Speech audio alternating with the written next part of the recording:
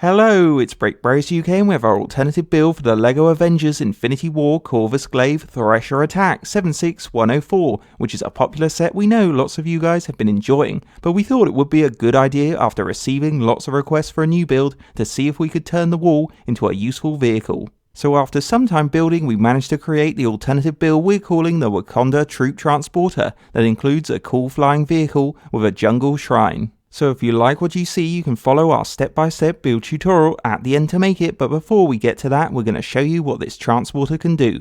First up, as far as spare parts go, we had a few left over which could always be added in if you wanted to use them up. Now if we start with the main build, our transporter is based on the craft you see at the battle for Wakanda flying Captain America, Black Widow and other heroes across the plains. So that's why it has a cool futuristic Wakanda vehicle design with a decent black, white, trans purple, gold and grey colour scheme like the wall, which we admit is a little crude, but what it lacks in looks, it more than makes up for in play value. Going in for a closer inspection, at the front we constructed a sloping armoured nose to add to the transporter's streamlined shape, and there's trans purple headlights for colour with a disc shooter weapon in the centre that we'll show off later on. Above the nose here we installed a trans purple force field for a bonnet vent, then on either side of the grey windscreen railing piece we attached dual stud shooters for some heavy cannon firepower that are easy to access from above and great to unleash on Corvus Glaive from the air. Down the sides we clipped gold rods in between the armour and on the two engine units further back, which as you can see nicely stick out at an angle with their interesting designs.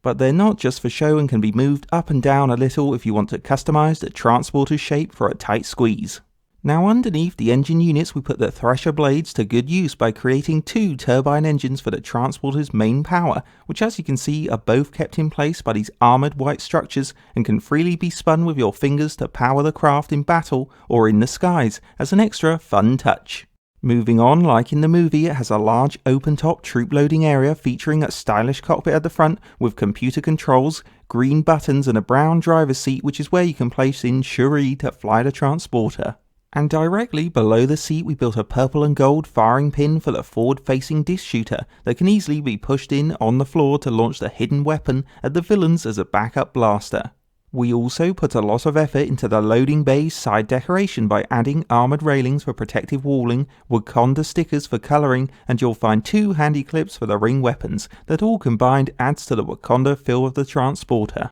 And we created two seats as well so Vision and Black Panther can sit just behind the driver to hang on for a bumpy ride.